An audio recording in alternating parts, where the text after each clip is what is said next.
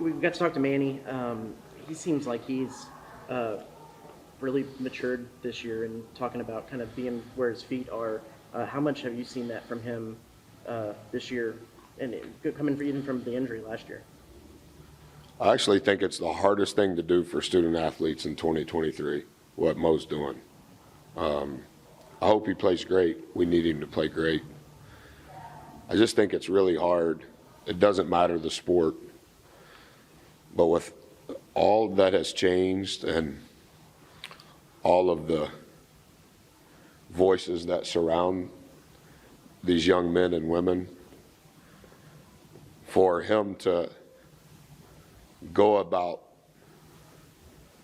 his fight in the way that he has, in truth, it kind of reminds me of when I was early in my career, because there weren't as many choices.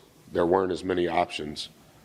And honestly, Travis, I've just told him every third day, I admire you.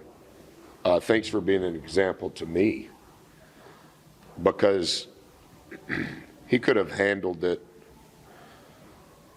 completely different in his body language, in his words, in the people that are in his sphere of influence. Not his mom, not his dad, not his mentor. They've never even sent me a text message. What's going on with Manny? Not one.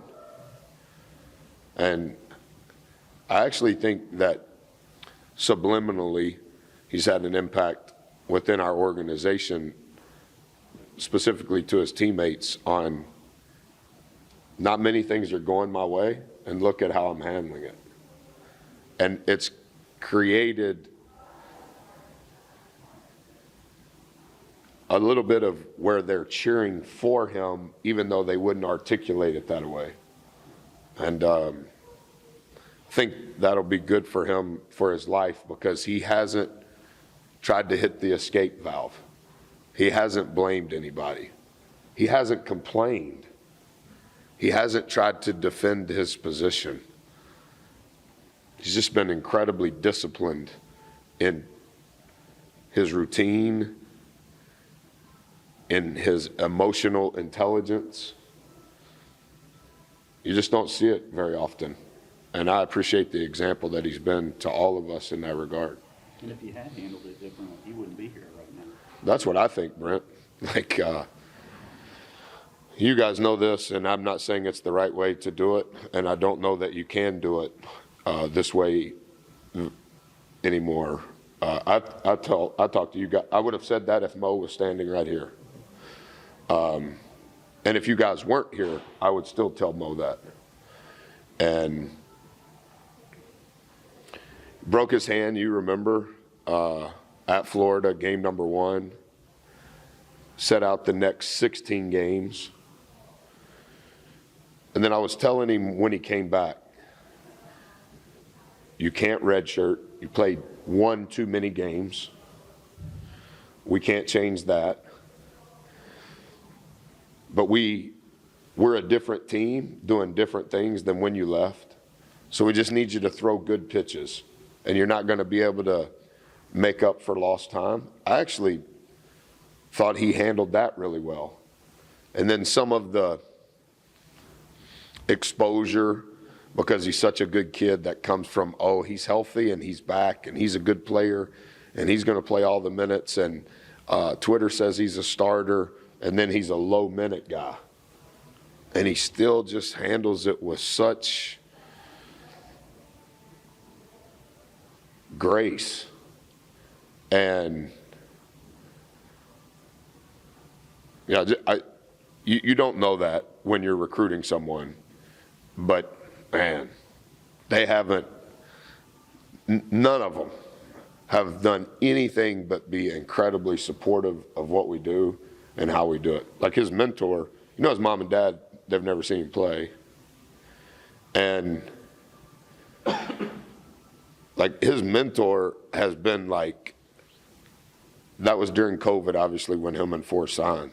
Like he's been so loyal to us. And I tell him, it's so refreshing to talk to you. Like when I see you, I know you don't have a hidden agenda and you're not going to ask me for something. And yeah, I guess that's what it's supposed to be. And I appreciate that. I don't think, obviously it wouldn't be fair to. That looks nice, Olin. Thank you. I was trying to keep up with you, man. No, that looks Well, nice. thank you. Yeah, obviously unfair to expect him to go out and score 21 points every night, but. I think that was his career high, wasn't it? But, do you look at him now? Does that make you think, hey, we got another source of consistent scoring? I think a little bit of the answer would be, I think Travis asked it post-game. We tried to figure out relative to the opponent when Wildens will be his best. And it happened a little bit organically in Florida. You guys remember when we played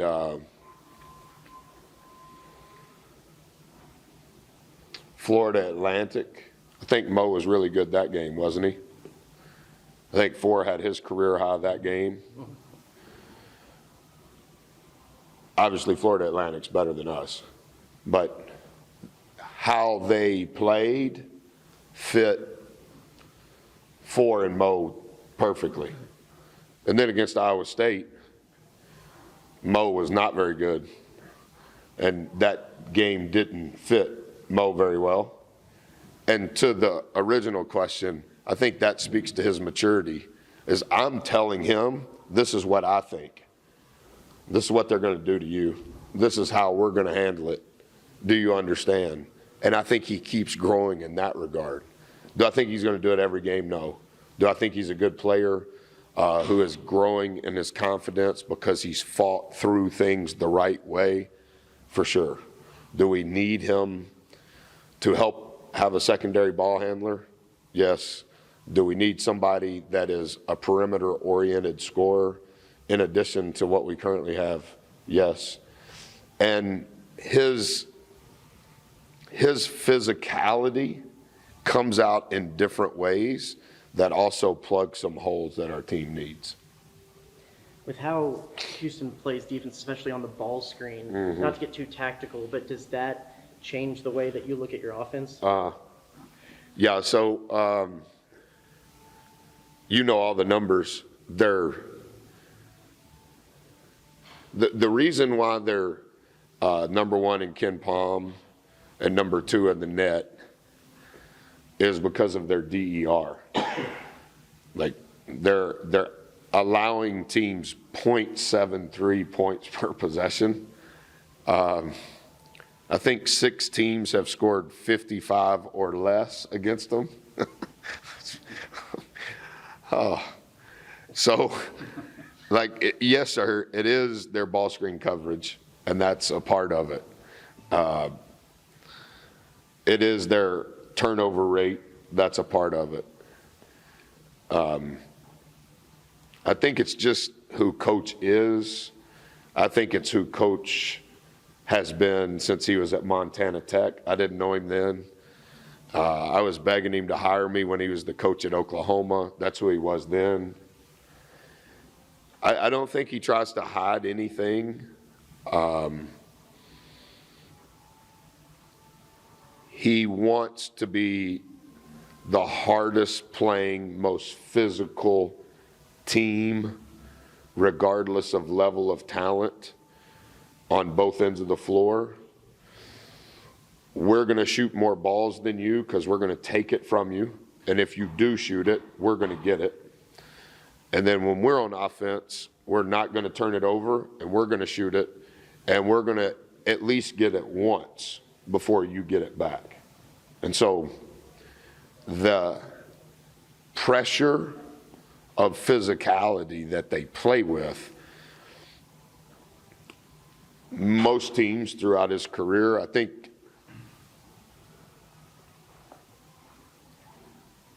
this is his 31st year as a head coach in Division I. I think he's been to the tournament 19 times. I think he's 9th on the active Division I coaching list. Like, he's today if the people that had sense made sensical decisions, he would be in the Hall of Fame. And that's why I admire him so much, and I always have, and he knows this. It's all just based on grit, toughness, attitude, effort, all of those words. That's his team. And that's his team at Washington State, which is how he got the Oklahoma job. That was his team for 12 years at Oklahoma. That was his team at Indiana. I think the thing he would say, and that was towards the end of my tenure at Marquette when he was an assistant with the Bucks, is they probably do a little bit more lipstick on the pig offensively than he once did. But in regards to the core of it, it's a heavyweight fight or football without shoulder pads and a helmet, whatever words you want to use. That's who he is. That's how he's coached. That's how he's built a career. That's how all of those former players that are on his staff, like, they grew up in it. That's what it is. There's only one message. This message is what it's going to be.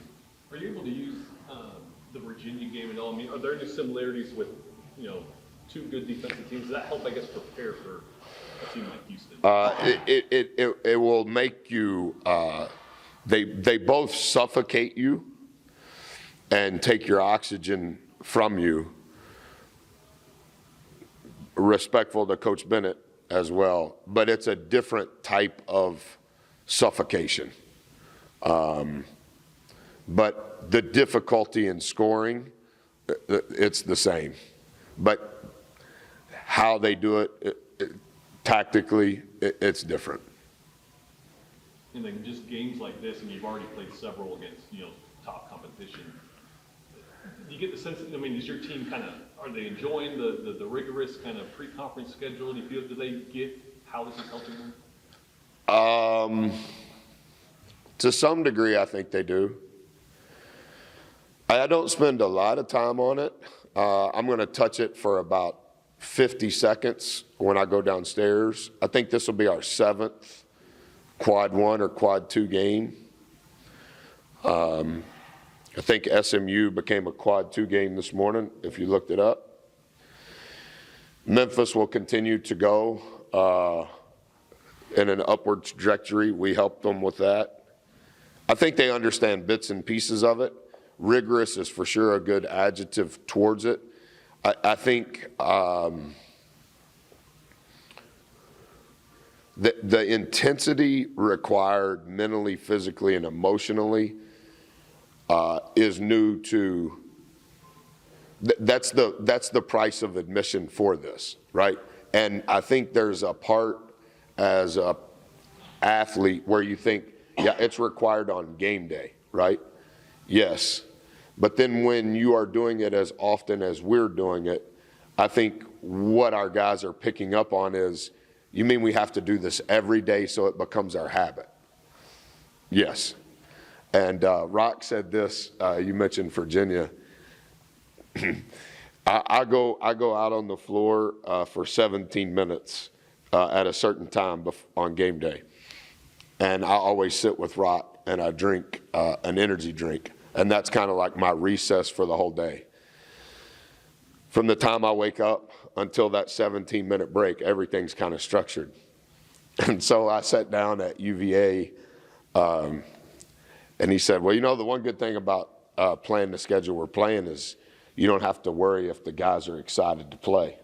And I'm like, yeah, I guess I hadn't thought about that, right? You don't have to get them excited about the game because they understand the game. And they understand this game. Today is 2 days, so we're just now about to start preparation. But our guys understand. You say all those nice things about Coach Sampson, but you're not a former Oklahoma assistant. I couldn't get him to hire me.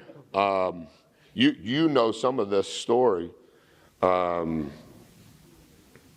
worked for Coach from 2000 to 2004. And this was when cell phones were just burgeoning. It was when you had a flip phone. Coach G's number was 979-255-2737.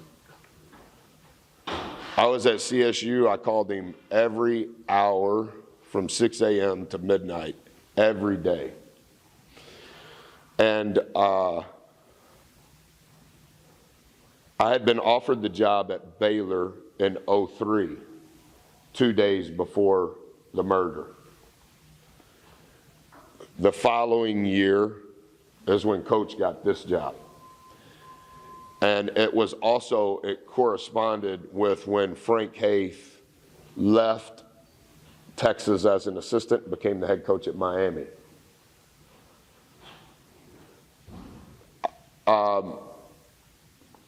Coach G probably didn't use cell phones the way we do now, so I'm defending him because I wasn't around him. But I just happened to interview in Austin the day that Coach Haith had his press conference at Miami, and flew back to DIA. And when I landed, Coach G had left me 5 messages. So I called him back and he answered for the first time. He goes, "Where you been?" I said, "I'm driving home," because I was. He said, "Where have you been?" I said, "Coach, I'm driving home." He said, "When are you coming down here?" I said, "Whenever you want." He said, "I heard you were in Austin." I said, "Really?" He said, "When are you coming down here?" Talking about College Station. I said, "Whenever you want." And the next day is when I took the job. I never even interviewed for this job. But, I mean, I know you know my past, so I don't mean any of that egotistical. It's pretty bad. It had a hyphen or a direction in the name of the school before that point. But when Coach Tubbs was at Oklahoma, I was a manager for Coach Orr at Navarro and at Oklahoma City. But Coach Sampson replaced Coach. So I always wanted to work for Coach, but Ray Lopes and Jason Rabideau were his longtime assistants from back at Washington State. They were his assistants at Oklahoma. When Rabideau became the head coach at UTEP is when I tried to get Coach Sampson to hire me. That didn't work out great at UTEP. And whatever it was, 7 days before the season started is when UTEP hired Coach G. So like a lot of that is intertwined, even though it's too long of a story for media availability. But yeah, he would never hire me. He would never hire me. All right. And I think that might still be Billy's cell phone number, if I'm not mistaken. Yeah, and he's still not answering. Unless he needs something from you, and then he'll answer it. Yeah. Or if you call him, and because he likes you, if he thinks you have some scoop that hasn't been published, he'll answer. Okay. But if he thinks that you're calling him because you want a quote from him, he's in practice. Thank you. Thank you.